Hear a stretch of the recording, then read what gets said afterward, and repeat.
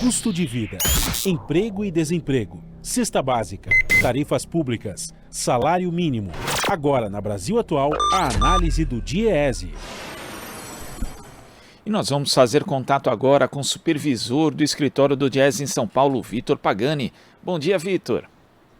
Bom dia, Glauco. Vitor, um estudo feito com base nos dados oficiais do Cadastro Geral de Empregados e Desempregados, o CAGED, que foi sistematizado pela Confederação Nacional do Comércio de Bens, Serviços e Turismo, mostra que na análise das profissões com maior volume de contratações, apenas 12 das 140 ocupações mais relevantes do mercado formal tiveram uma remuneração média de admissão maior do que a inflação no acumulado de 12 meses. Isso mostra que mesmo aquelas pessoas que têm direitos trabalhistas, que estão registradas, não estão conseguindo compor aí o seu salário de acordo com a inflação, Vitor? Exato, Glauco. Mostra que essa retomada da atividade, como ela se dá num ritmo muito lento e num contexto de desemprego bastante elevado, né, mais de quase 11 milhões de trabalhadores e trabalhadoras desempregados, e com uma inflação alta, né, já estamos há mais de 10 meses com a inflação em 2 dígitos, acima de 10%, essa retomada não tem sido suficiente para que o trabalhador que está sendo contratado, né, não tenha perda do seu rendimento, da sua remuneração, do seu salário de contratação. Então, o que a gente observa é que a retomada está se dando com base em empregos pior remunerados, né, com salários mais baixos do que o que se pagavam há 12 meses atrás. Agora, isso em relação ao mercado formal, né? Porque quando a gente tem, por exemplo, o mercado informal, e a gente lembra que esse indicador de emprego precário, autoemprego, ele vinha caindo até 2012, manteve ali uma estabilidade em 2014 e passou a subir desde 2015 e 2016, né? Um crescimento lento da economia, com uma precarização muito elevada do emprego. Para esse mercado informal, a situação é pior ainda, porque além de não ter direitos trabalhistas, também não consegue compensar com aumentos a inflação, Vitor?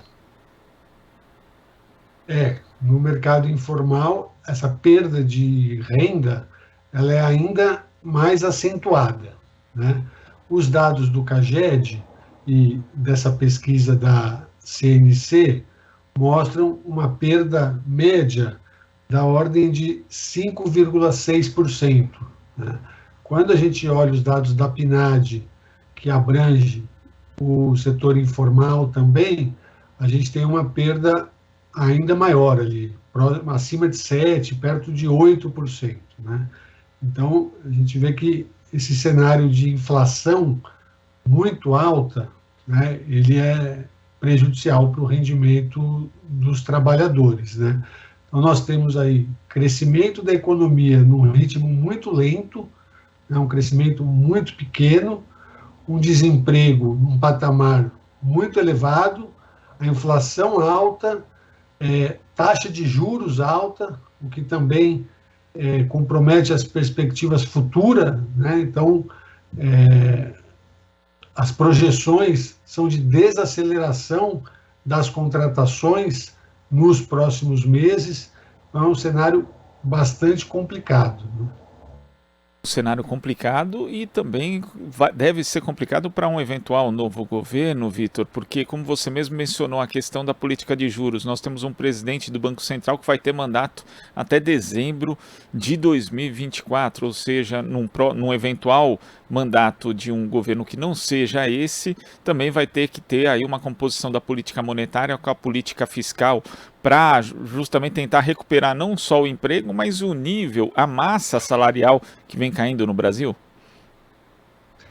Esse é o desafio que está posto para o próximo governo, né?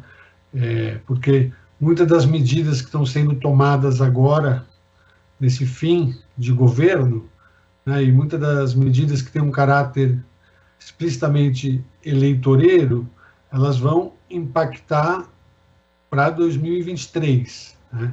Então, a gente vê também a questão do câmbio, né, oscilando muito, com uma instabilidade muito grande. Isso acaba levando a que a alta de juros se acentue ainda mais na tentativa de controlar a inflação. Isso tudo preocupa porque para 2023 as projeções de crescimento já estão sendo revistas para baixo. Né? E, Glauco, em relação a essa pesquisa da CNC, chama a atenção também que a perda de renda média, né, entre o salário de contratação agora, os 12 meses acumulados até maio, com os 12 meses do período anterior, é de 5,6%, mas em algumas ocupações essa perda chega a 19%. Né? Então a gente olha ali a questão dos motoristas de ônibus urbano, a questão dos próprios auxiliares administrativos, tiveram perdas de 19%. Né? A gente olha o pedreiro, teve uma perda de 16%, o garçom, uma perda de 15%.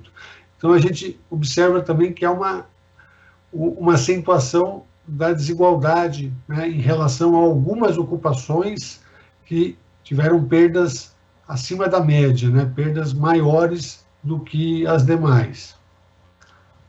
Quer dizer, um aprofundamento, porque essas ocupações, inclusive, são ocupações que não têm remunerações muito elevadas, Vitor. E quando a gente vê, por exemplo, as profissões com salário inicial que superaram a inflação, médico, você tem aqui alguns professores também de nível superior, gerente comercial, analista de desenvolvimento de sistemas. Na verdade, quando a gente vê algumas dessas profissões que conseguiram reajuste acima da inflação e aquelas que tiveram mais perdas, como a que você citou, de fato vai abrindo aí uma desigualdade ainda maior dentro do mercado de trabalho, que é muito desigual, não só em termos de salário, mas também em termos de direitos, né? Que essa pesquisa não detecta, mas a gente sabe que a informalidade também está crescendo bastante, Vitor. Exato. A gente olha as ocupações que tiveram algum ganho de rendimento, elas são, sobretudo, na área de saúde, né, que foi bastante demandada devido à pandemia, mas principalmente entre os médicos, né, e nas áreas de tecnologia. Né. E quando a gente olha as que tiveram perdas mais acentuadas, estão mais concentradas na área de serviços. Né? E, como você bem disse, são salários muito baixos. Né? O salário médio de contratação ficou em 1.898. Então, a gente vê que é um salário relativamente baixo, né, para o sustento de uma família. Né? Um outro dado, Glauco, que também reforça essa perda de remuneração é o do resultado das negociações coletivas, né, das convenções e dos acordos coletivos negociados pelos sindicatos. Né. Nós fazemos esse acompanhamento regular no DIEESE, acho que já falamos aqui, né, do último estudo que foi publicado, mas a gente observa que apenas 16% das categorias obteve algum tipo de aumento real. Né? Então, isso também faz com que haja uma queda do rendimento dos trabalhadores, né, na medida em que 41% repôs a inflação e o restante teve reajustes abaixo do INPC, abaixo da inflação. Vitor, muito obrigado pela sua participação aqui no Jornal Brasil Atual de hoje. Até a próxima. Obrigado, Glauco. Até a próxima. Conversamos aqui com o supervisor do escritório do DIEESE em São Paulo, Vitor Pagani. Você está ouvindo Jornal Brasil Atual. As notícias que os outros não dão.